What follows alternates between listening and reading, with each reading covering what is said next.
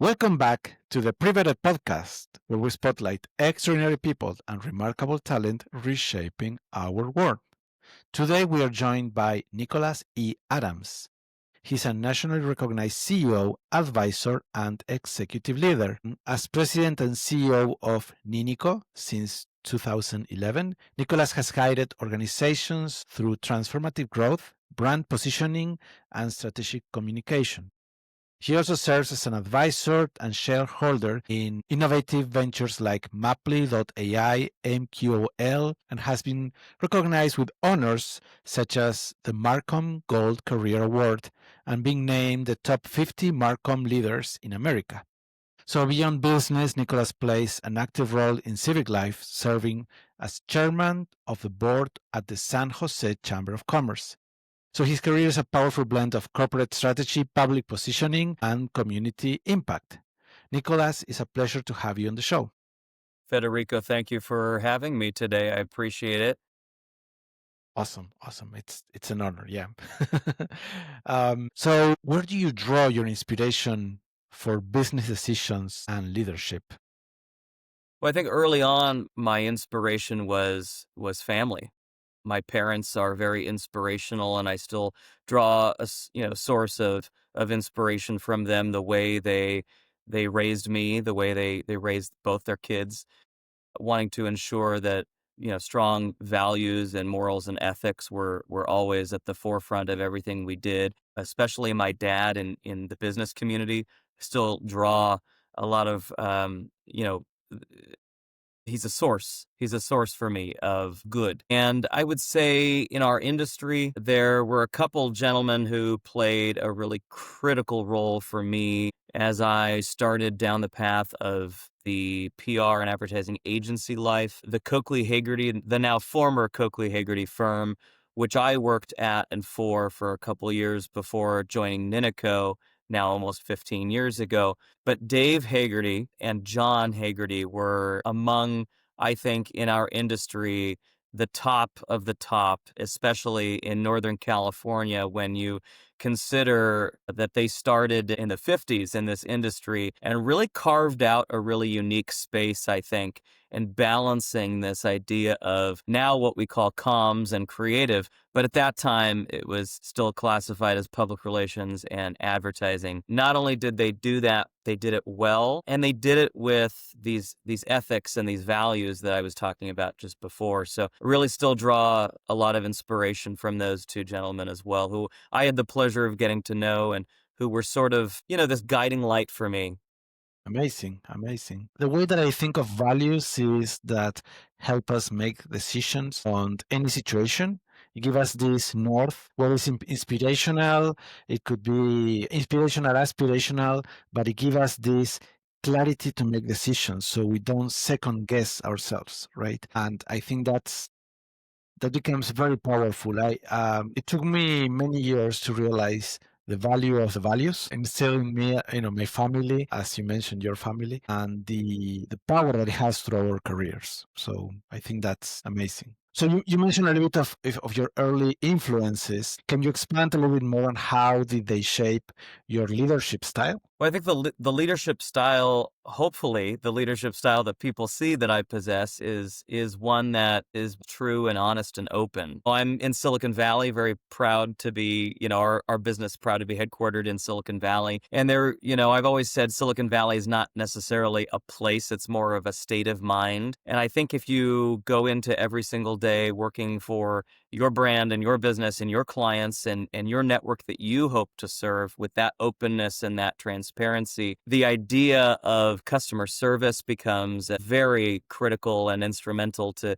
everything that you do, regardless of type of industry, right? If it's a business brand, a consumer brand, regardless of industry or space that you're playing in, if customer service is at the forefront and you're rolling out that red carpet experience for everybody, internally, your own staff and team, externally, your client base, then hopefully that leadership style comes through in terms of sort of the responsiveness. Right, right. I think that you're making a very interesting point on transparency, and you talk about transparency. I'm adding ethics and values into the mix, but because then that means that you're not fractured in different personalities, so to speak. You're not one person when you're talking externally, another person you're talking internally, because that fracture, if you like, doesn't provide you consistency throughout, right? And that affects the impact that you have on everything you do, right? So I think that's what I'm using the word ethics. Maybe I should use the word integrity, right? Because when you're an integral person through and through, then that shows on everything that you do. So I think that's amazing. And that's not to say that some folks in the business community don't follow that mantra, right? And that's very true that they're out there and they're very present even in Silicon Valley, a place that is incredibly cutthroat to do business and to do business well. But I would say that, especially our region, Silicon Valley is not about me, it's about we, right? It's a very different idea. It's not about me, it's about we, the collective good.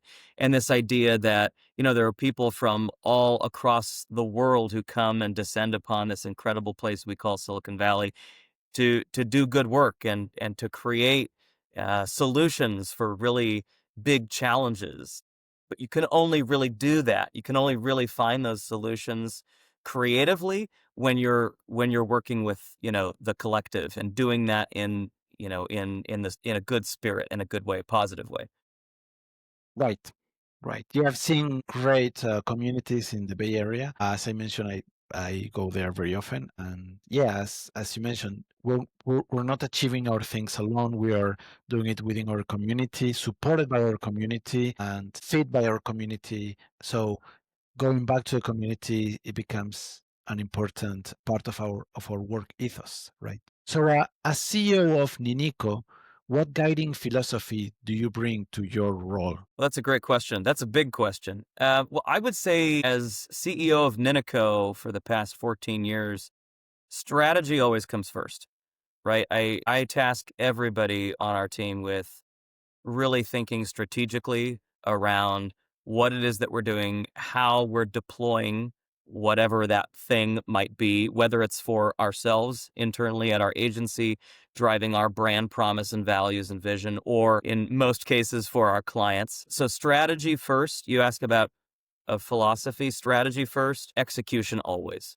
And it's really hand in glove. As a boutique agency, we're all tasked with those things. Strategy first and execution always. And we'll get into it, our conversation, I'm sure, at some point today around AI and the advent of AI and how we're deploying that. And that plays into strategy, both strategy and execution. But I think, philosophically, if you're just executing on something that's half baked, you're you're not going to be creating ultimate success for whatever brand you're trying to pour into. Really thinking creatively and strategically also means bringing all these other people in from the outside.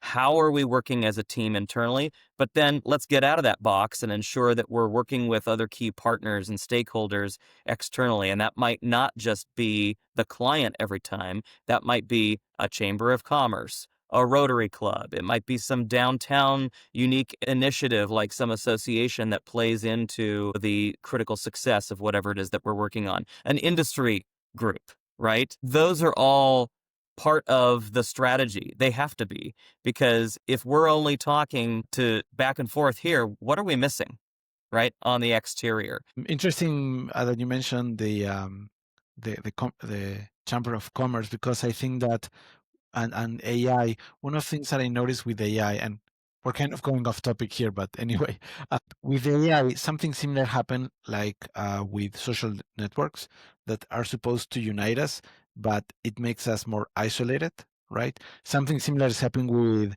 AI on the outreach, on the news, on the communications, because all of this now is generated with AI, and it doesn't resonate much with people. People are tired of that fake information, so to speak. And then maybe not fake, but generic and blend, right? And then I see that this type of organizations where you meet with actual people and you're working together has much more value within the times that we're living now, right? That's a really good point that you make. I think, this idea of, B2B or B2C, yes, it might be relevant, but if you're not connecting, actual person to person as we are right now speaking, right, that you're probably missing something. Right. And I don't know what it is that you're missing, right? I can't define that until I'm in the weeds on whatever that strategy or that process might be. I just returned, for example, from Atlanta, where I was for almost a week with our mayor and half of our city council and 40 plus business and community leaders in the San Jose region to go study Atlanta. So let's do a study mission with 50 people who are influencers in the region. But it's not just talking, it's let's get into the weeds. Let's actually go there. Let's meet with the people who are driving success for Atlanta so that we can bring some of those big, bold ideas back home to San Jose and shape what success can look like here in our own town. Those things are so critically important to any industry, right? It's then finding the mechanism and vehicle through which you actually get to plug in and do those things. AI is not going to do those things for you. AI is not going to transport you to a different city to go sit down with these people face to face and get into the detail, that level of detail that is so important that can actually move the needle for success back home, wherever you are from, and in your industry, and in your business, and with your team, and with your clients. The domino effect is really incredible. So those things are very much important to me, and it's part of how I live my life and also lead our business. Right, right. The value of being in the same room with the people, being able to look at them in the eyes, being able to shake their hands, and being able to focus and get into, as you mentioned, getting into the weeds of things, that becomes much more important. I agree. So, how do you keep branding authentic while also reaching new audiences? Well, I think branding is messaged in sort of an interesting way to the masses. I think branding is all about, at least, to the general public, about color scheme and logo treatment and taglines and how, this idea of the visual representation of who you are as a company or as a business. And while that may be true, I think branding goes back to telling what your truth is as a brand, as a company, as a team. So what is your truth? What is your promise? And then branding becomes the mechanism, the vehicle through which you tell that truth. Hopefully you tell that truth well, right? We don't always talk about that. And I think that's a failure of our industry, but we should talk about that a lot more. And my hope is that this idea of communications and creative coming together in a really bold and beautiful way continues to happen. We're starting to see more of that. I think from the agency space, we're seeing a lot more of that, especially in places like California and New York and even Texas. We're seeing a lot of these things as I speak to other agency owners through our industry associations like Public Relations Society of America or AAF, American Advertising Federation, and others that we are connected to. We're starting to see that. But I think branding, when I boil it down, is telling your truth well, whatever that may be. Right, right. And I mentioned before, there's a lot of noise that has been growing and growing, and it becomes harder and harder to punch through the nose, right? And having a powerful branding allows you to uniquely identify to the world, to the market, to the audience, right? In a very specific way, right? So, in what way is NINICO adapting to new marketing and communication trends? Well, that's a great question. I think we need to stay rooted in our values, right? While adapting to whatever message that might be for new audiences as we all grow. And we're certainly leaning into digital and video and AI without losing that human connection. So here we go. We're going to start talking about AI, right? I think the idea here of AI is something that we should not be scared of. Sort of started to come around in a big way a couple years ago. As we sit here, in late September, early October of 2025, this has been something that we've all been looking at for, I think, long enough to realize it's not going away. But at the same time, we shouldn't be scared of it. So when we look back at other technology, a decade plus, 15, even 20 years, what that technology looks like over the course of those, of those years and how we've used it, is it either a tool in our toolkit, or is it this big, scary monster that we don't understand and we become frightened of, so we start to fight? I don't think we should be frightened of AI. And I don't think we should, try to fight it. I think we should embrace it. And I think it should be a tool in our toolkit, just like a lot of other technology has. And by the way, a lot of that other technology has allowed us to become incredibly connected and ultimately successful in the work that we do. Look at social media, right? Do you remember when Facebook and LinkedIn and Twitter and all these other platforms weren't around and they started to come on the scene? I do. Do you remember life without cell phones? Okay, I do. There are many folks who may watch this podcast who don't remember those days, but you and I do. And the challenge, I think, or the opportunity means that we can either look at this something as I'm going to freak out because I don't know how to define it and there's no clarity around it, or let's start to lean into it. Let's not lose the human connection, but let's lean into it as a tool in our toolkit. And for us at our agency, at our business, we just released a few months ago our framework, our guidelines for AI principles across our company and how we're deploying AI ethically and how we're doing that to also match what our industry is doing. The Public Relations Society of America is sort of the guiding light, is the go-to in our industry across America. And as they begin to uncover what they're doing and how they're starting to deploy their own guidelines and principles, we are taking what they are using and refining that and retooling that for us, and how that makes sense for California and the two communities that we're in, especially San Jose and Los Angeles. But this idea of doing it ethically is really important to us. Yes, I think that's key to the human connection, right?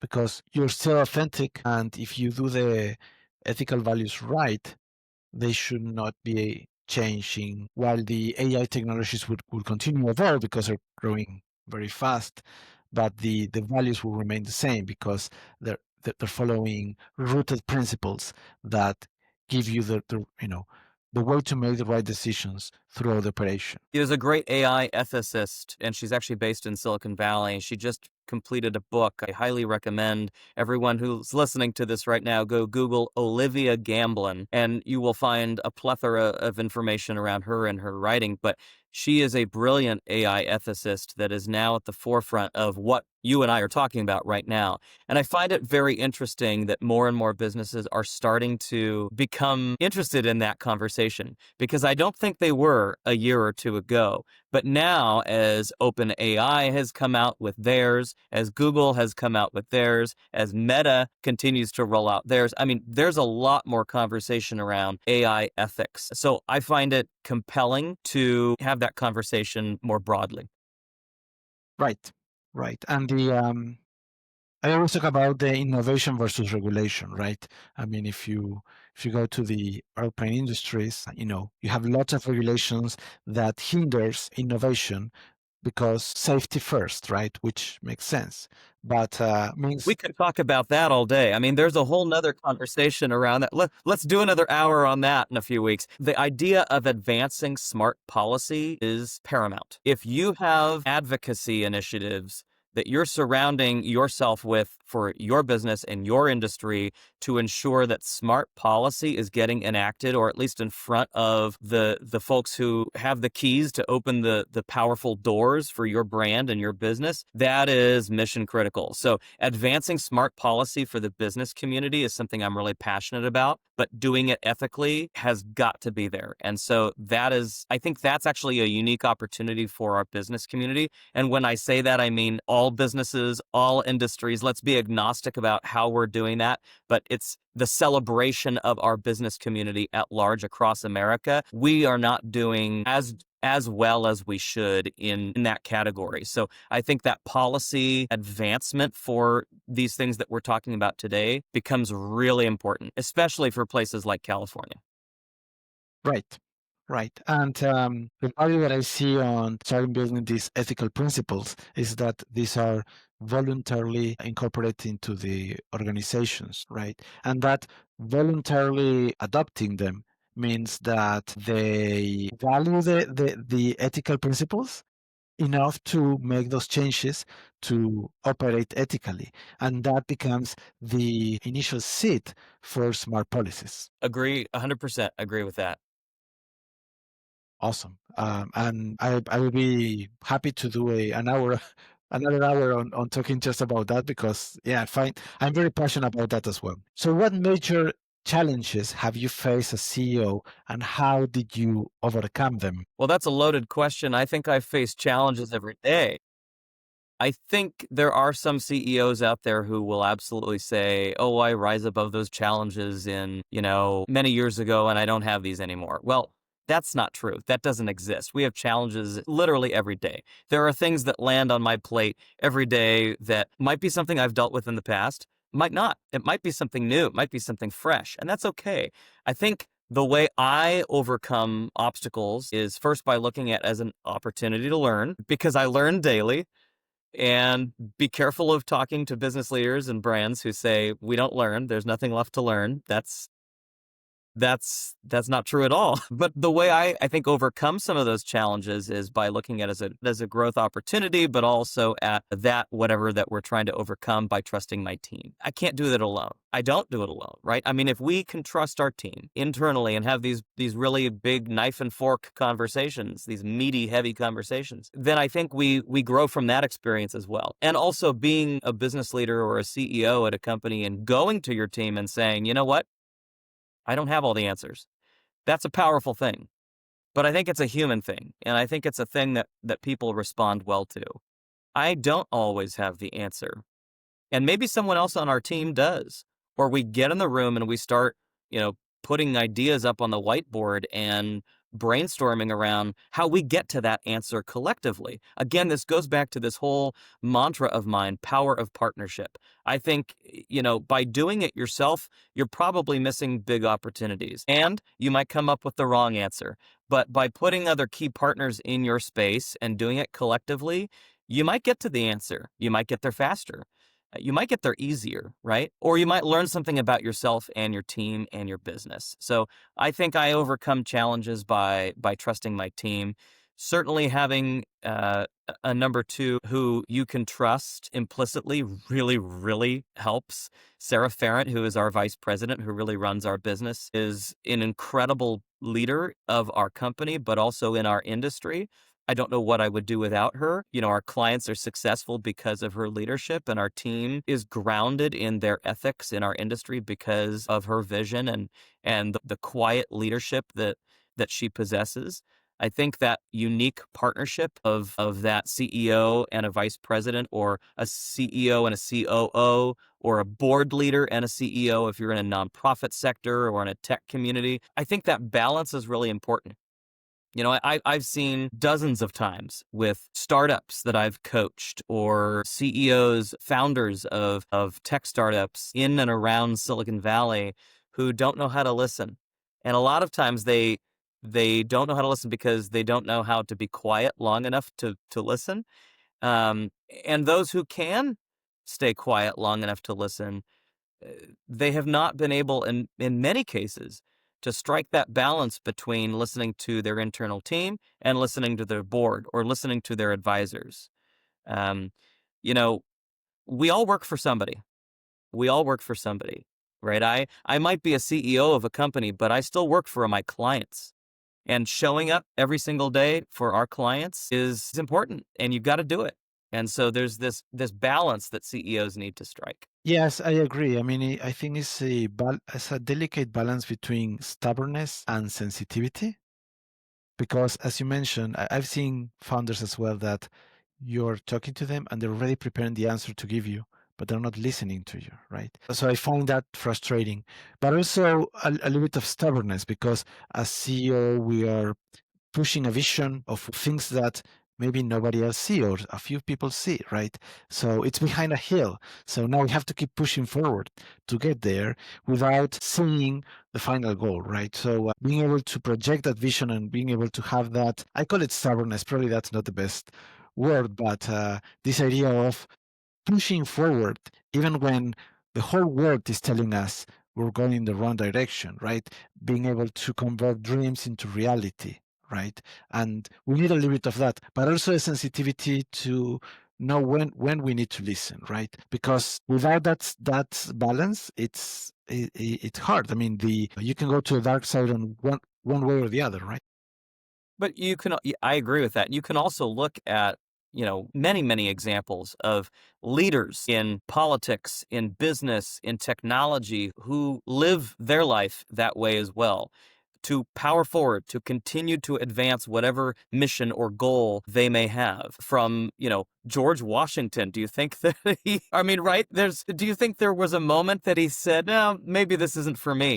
Perhaps, but he didn't let on to that, right? It was constant motivation. It was constant movement. Bob Iger, who is one of my business heroes, CEO of the Walt Disney Company, do you think there are moments in his days where he feels maybe not defeated, but challenged? Of course. But there's constant foot on the gas pedal because he surrounds himself with the right players, the right people. He's not doing it by himself, right? These are business leaders who actually understand that. So when you can look at brands and businesses like that, who keep their foot on the gas pedal, even when industry is changing, those are the businesses and business leaders to look at, right? Warren Buffett, leaders of Adobe or Google, right? These are titans of industry for a reason. Right, right. And then when they achieve things, right? I remember an interview with Bezos when he was talking about what Amazon was, and it was in the 90s, and nobody would understand internet yet. So the interviewer was asking questions because they wouldn't understand the concept, grasping the concept he was talking about, right? And now he built a multi-billion company based on that vision, right? Having um, force to, as you said, keep pushing the pedal forward, right? I think that's something that I admire as well. So how do you see the future of marketing evolving in the next decades? In the next decade, well, I'm not sure that my crystal ball is as clear as yours. I'm not sure that I can predict 10 years from now, but I will say in the next couple years, I think, it's going to be more personal. It's going to have to be more personal. Marketing will have to become even more personal than it has been because of technology. And if we don't create something that's more personal, if our industry doesn't move in that direction, I think we're going to see some fallout because of that. So I think it will be more personal. I think it will be even more data driven than it is now. And I think it's going to be truly global. And I think global is a word that we all throw around in our marketing communications industry, but we sometimes don't know what that really means. I think we will truly see marketing have this unique shift to global communications in a way we have not seen before. And we've already, in the past 2 to 3 years, seen mass consolidation of marketing communications, public relations, advertising agencies. We're starting to see that with big agencies as well. And this reach, this idea of global, becomes even more important from a messaging standpoint. But more important than messaging, I think, it's how do you remain relevant and meaningful while ensuring that you are global, right? You've got to remain relevant and meaningful as you are expanding. If you're not remaining those two things, those are not the only two things, but those are two big ones. If you're not remaining relevant and meaningful to your audiences, to your consumers, to your clients, you're going to slip pretty fast.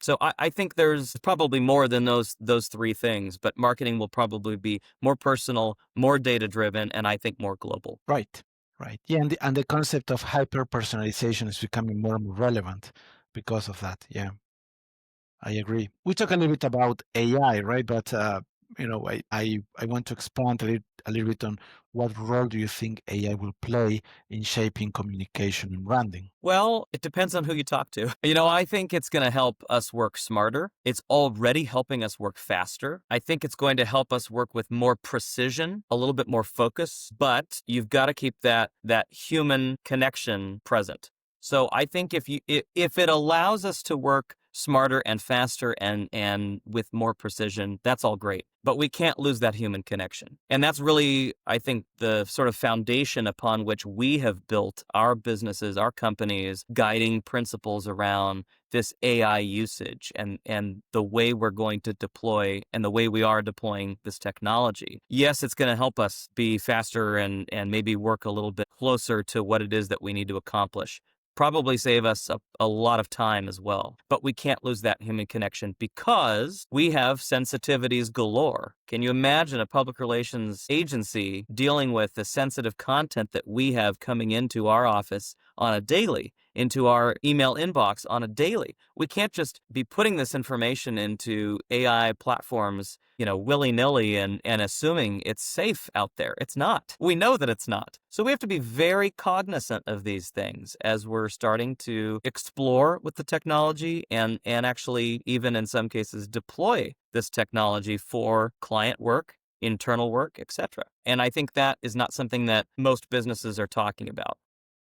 Right, right. I see a parallel when we start talking about privacy online, 15 years ago, 20 years ago, something like that.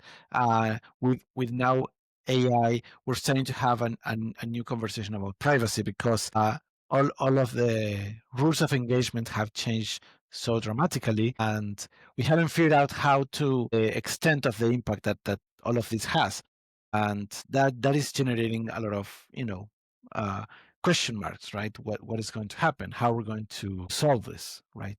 And I think there are some industry associations and universities that are beginning to study some of these things that are actually uncovering some good opportunities and I think driving some good conversation. Santa Clara University, which is Silicon Valley's Jesuit university, they have this incredible program called the Markula Center for Applied Ethics, and they are starting to do some work in this space. That's one that I'm starting to look at a little bit closely and study some of that and see if there's opportunity to pull from universities like this and research programs.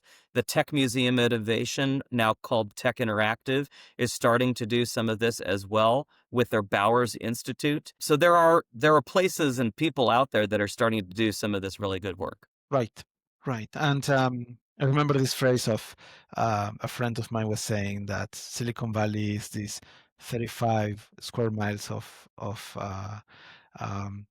land surrounded by reality, right? And I think that a lot of the innovation that is happening on Silicon Valley then, um, you know, expand to the rest of the world, right? And I think that's where it starts.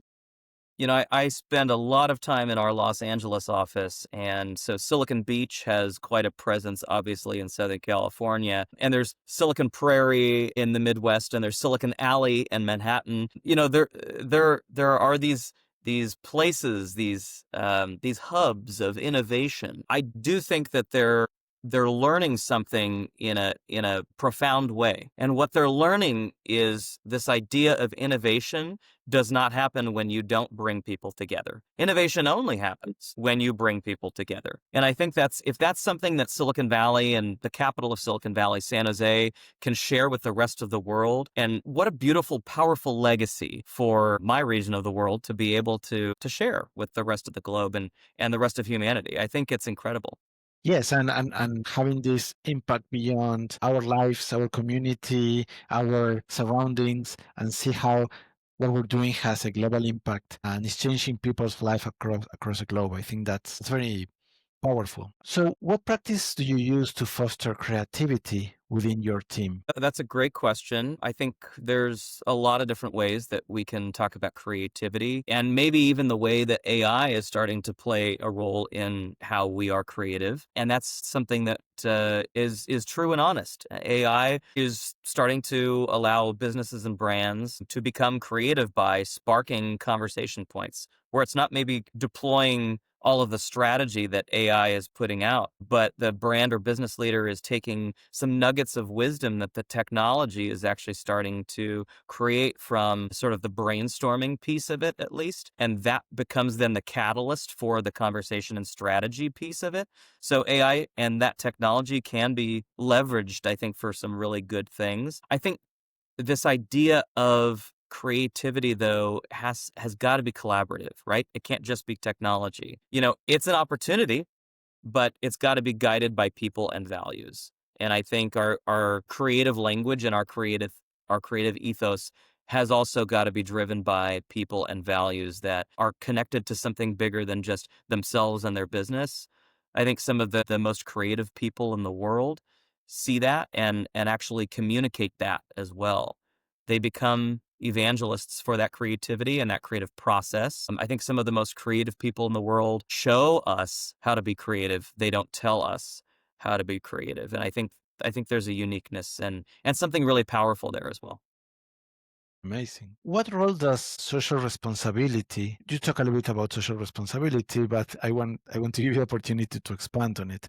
What role does social responsibility play in NINICO's culture?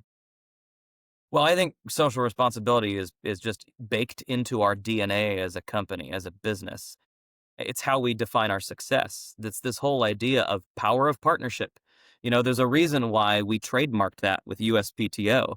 Power of partnership is not just something that we put up on our wall or on our business card. It's not just lip service. It's actually who we are as a brand and as a business. This idea of being a good corporate citizen, truly having the driving effect on the success of our business development pipeline, our clients, the better understanding of what motivates their business. We can't understand how to communicate their brand effectively until we understand their business challenges, what their paths to revenue might be, right? All of those things. So this idea of power of partnership and return on involvement, the new ROI is not return on investment. It's this idea of return on involvement. It goes back to this question that you're asking about sort of the responsibility factor. I believe, because I've seen it work really well, that when you embed yourself and your business and your brand in the community that you live and you work and you play, that it has a tremendous positive effect on your business and your bottom line, but also about how the region approaches who you are as a business leader and, quite frankly, how they want to work with you. And so I think it's a very powerful statement when companies are incredibly, involved in their community, in volunteerism, but also beyond that, involved in their industry associations that can help create positive change and effect for whatever it is that they're trying to accomplish, whatever that goal, that big goal is. If you are involved with associations that can move the needle in a powerful way, you're leaning into this idea of I'm doing it with others, and I'm probably going to learn something about myself and my own business because of that. Amazing. Amazing. I was going to ask you about the power of partnership, but you explained it so eloquently. How do you see business leaders balancing profitability with social impact? With social impact, Social impact, yes. well, unfortunately, the truth is I don't see that happening as frequently as I should. Fortunately, I'd like to see a lot more of it. And yes, of course, there are businesses out there that are doing this idea of balance. I think profit and purpose are not opposites. That profit and purpose should reinforce each other. They can reinforce each other, but you really have to believe that, and you have to work really hard at that. I think that this idea of partnership can actually enhance a business development pipeline. I think really strong strategic marketing and messaging processes can influence and educate a business development goal. But I think you've got to have a team that really believes that. And I work with people all the time who see that and create success. And I work with people all the time who see that, but they don't believe it.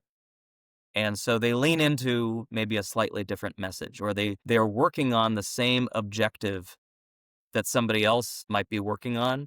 But the people who don't understand profit and purpose, as I'm talking about it, they're approaching the work differently. They might ultimately be successful, but they're approaching the work differently, and the community they're surrounding themselves with and by looks and feels and sounds very different. So hopefully I'm communicating this effectively to you and your listeners, but I really think profit and purpose are not opposites. Right, right. Yeah, I agree with you. Profits and purpose, there's a way to align them. There are situations where social impact could have impact and profitability could have opposites, but they're not mutually exclusive. There are places where you can have both. Finding those, I think it's important. Having a business with a social mission, right? A social impact mission, I think is important, right? And I was talking with a founder that he was saying that instead of doing a non-profit organization and raising funds, getting donations, that the donations was a distraction for his mission. He would rather be profitable because now he has the independence to pursue the mission, right? So I can see how that is happening, right? And he was pursuing a mission with social impact, but also making the company profitable so it could be self-sustainable, right? It is, I like where you're going with this. To continue that conversation, we are engaged in nonprofit work very often in both of our regions. And people will often ask me, well, why are we going to do work, with this organization? Why do you lean so hard into that one nonprofit or these few, 501(c)(3) organizations that you're doing work with? First of all, a nonprofit, it really bothers me that nonprofit gets thrown into this weird category. It's a business. It might be an arts business. It might be an education business. It might be a youth development or a health and humanitarian services sort of business. But 501(c)(3) and nonprofit is just their exemption status with, for tax purposes. I think the minute you get out of that box and start thinking of them as a legit business, you look at them differently. And I certainly do. I don't talk about that, right? That's not of importance. What is important is ensuring that their mission is being served. And by the way, when you lean hard into those organizations that are doing well, but also doing good, you create this stickiness that ultimately then powers your own business development pipeline. How many times have I partnered with a nonprofit organization in whatever industry, and some board member on that organization's board has come to us and said, hey, I'm the CEO of whatever organization this tech company or this retail or real estate company, very powerful influencer who was a board member of this nonprofit, come to us and said, I want to do business with you. I like the way you're doing business, right? And so then it accelerates our business development goal, but we would never have even achieved that new client, that board member, that company, if we had not been engaged in the community in that powerful way. So again, this idea of balance, this idea of profit and purpose are not opposites, is very much how we move our business forward. Amazing. That's an amazing story. Unfortunately, we're running out of time, but I want to appreciate you being here today. Do you want to share some final remarks before we wrap it up? I'm very appreciative of the time that you have given me, Federico. Thank you very much. To all of your listeners, my hope is that you maybe learned one or two nuggets of wisdom here. And if you didn't, there's a whole litany of opportunity for you to continue to engage with your own industry. And my ask of your listeners is to go out and get involved and realize a new partnership, whatever that may be, whatever partnership might look like for them, however they might define partnership, whether that's internally or externally for themselves, their business, their industry. Go create a new, bold, unique, powerful partnership. Amazing. Amazing. Nicolas, thank you very much for joining us today. Thank you.